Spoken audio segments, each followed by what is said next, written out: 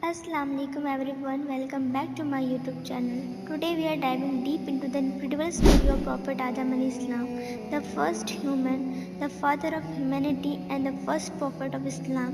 یہ کہانی صرف ایک ہسٹری نہیں ہے بلکہ اس میں ہم سب کے لیے بہت بڑے لائف لیسنز بھی ہیں. So let's get started. یہ کہانی شروع ہوتی ہے جب اللہ نے فرشتوں کو بتایا کہ وہ زمین پر ایک نائب یعنی ایک خلیفہ بنانے والے ہیں. فرشتے تھوڑی فکر مند تھے. انہوں نے پوچھا کہ کیا آپ ایسی مخلوق بنائیں گے جو زمین پر لڑائی جھگڑا اور خون خرابہ کرے گی؟ تب اللہ نے فرمایا کہ مجھے وہ باتیں پتہ ہے جو تمہیں نہیں پتہ. اللہ نے پوری دنیا سے الگ الگ مٹی منگوائی، لال، سفید، کالی اور بھوری. اسی وجہ سے آج ساری دنیا کے انسانوں کے رنگ مزاج الگ الگ ہے. جب اللہ نے آدم علیہ السلام کے اندر روح پھونکی تو انہیں سب سے پہلے چھینک آئی اور انہوں نے کہا الحمدللہ، سب تعریفیں اللہ کے لیے ہیں. یعنی انسان کے منہ سے نکلا پہلا لفظ شکر ہی کا تھا. اس کے بعد اللہ نے آدم علیہ السلام کو ایک بہت بڑی طاقت دی، وہ تھی علم، نالج. اللہ نے انہیں ہر چیز کا نام سکھائے جو فرشتوں کو بھی نہیں پتہ تھا.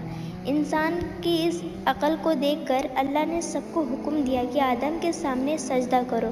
سارے فرشتوں نے فوراً سجدہ کیا، لیکن وہاں ایک ریبل تھا، ابلیس یعنی کہ شیطان.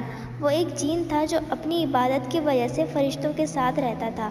اس نے غرور دکھایا اور صاف منع کر دیا. اس نے کہا کہ میں اس سے بہتر ہوں، تو نے مجھے آگ سے بنایا اور اسے مٹی سے. اس ایگو کی وجہ سے ابلیس کو جنت سے نکال دیا اور اس نے قسم کھائی کہ وہ قیامت تک آدم کی اولاد کو بھڑکائے گا.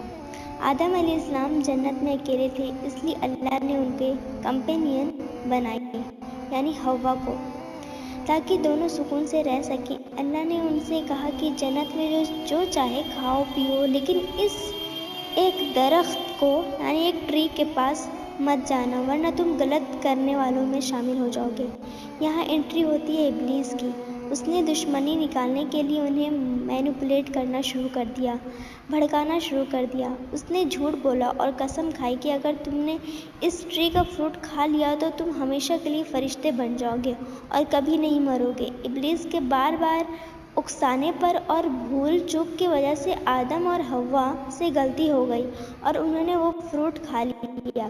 فروٹ کھاتے ہی انہیں اپنی غلطی کا احساس ہوا اور وہ شرم سے پانی پانی ہو گئے. لیکن یہاں آدم علیہ السلام اور ابلیس میں سب سے بڑا فرق دکھا. ابلیس نے اپنی غلطی کا الزام اللہ پر ڈالا تھا، جبکہ آدم علیہ السلام نے اپنی غلطی ایکسیپٹ کی. انہوں نے رو رو کر اللہ سے معافی مانگی اور ایک بہت پیاری دعا کی، اے ہمارے رب، ہم نے اپنی جانوں پر ظلم کیا اور اگر تو نے ہمیں معاف نہیں کیا اور ہم پر رحم نہیں کیا تو ہم تباہ ہو جائیں گے. اللہ بہت معافی پسند کرنے والا ہے. اس نے انہیں معاف کر دیا، لیکن اب ان کا زمین پر جانے کا وقت آ چکا تھا. انہیں زمین پر بھیجا گیا کسی پنشمنٹ کے طور پر نہیں، بلکہ ان کے ریئل ڈیوٹی پوری کرنے کے لیے. تو دوستو، اس کہانی سے ہمیں دو بہت بڑی باتیں سیکھنے کو ملتی ہے. ایک، غلطی سب سے ہوتی ہے. ابلیس نے غلطی پر غرور کیا تو ہمیشہ کے لیے برباد ہو گیا، اور آدم علیہ السلام نے اپنی غلطی کو ایکسیپٹ کی تو ان کا رتبہ اور بڑھ گیا. نو میٹر آپ کتنا بڑا گناہ ہو جائے آپ سے، اللہ کا دروازہ ہمیشہ کھلا ہے. تو پلیز لائک، شیئر اور سبسکرائب ضرور کرنا اگر پسند آئے تو.